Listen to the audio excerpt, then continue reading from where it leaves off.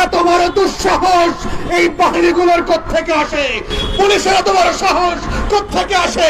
সেনাবাহিনীর এত বড় সাহস কোত্থেকে আসে? তারা কি গত বছর কোন শিক্ষা নেয় নাই যে বাংলাদেশের জনগণ যারা জেগে উঠেছে, যারা এখনো প্রতিদিন এবং প্রতি রাতে এই দেশের স্বাধীনতা এবং সার্বভৌমত্বকে পাহারা দিচ্ছে, তারা যৌথ বাহিনীর ট্যাঙ্কের সামনে দাঁড়াবে?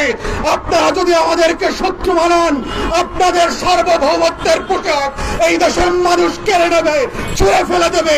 এই সেনাবাহিনী, এই যৌথ বাহিনী, এই পুলিশ ট্যাক্সের টাকা দিয়ে পালবার কোনো দরকার নাই।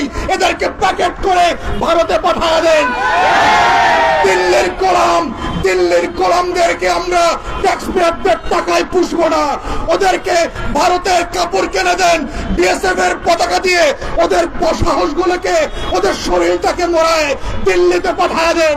আমরা আজাদির বাংলাদেশে কোন গোলামকে প্রজাতন্ত্রের কর্মচারী হিসেবে দেখতে চাই না।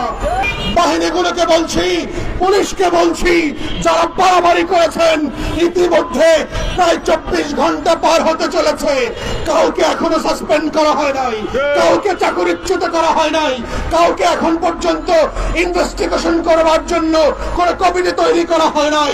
ইতিমধ্যে এই 24 ঘন্টা পার হওয়ার আগে যদি আপনারা না করেন, বাংলাদেশের গণ অভ্যুত্থানের সকল শক্তি একত্রিত হয়ে যৌথ বাহিনী এবং পুলিশের বিরুদ্ধে দাঁড়াবে।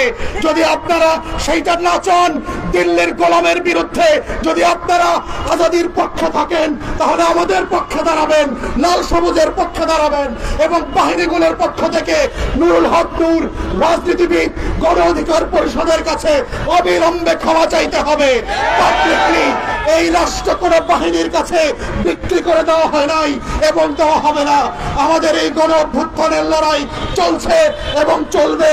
আমরা মুগ্ধের মতো করে, আমরা আবু সাইদের মতো করে, নাফিয়ানের মতো করে পাড়ায় পাড়ায়, মহল্লায় মহল্লায় পানি বিতরণ করতে করতে, বুকচি দিয়ে দিয়ে এই দেশের স্বাধীনতা অক্ষুণ্ণ রাখবো ইনশাআল্লাহ।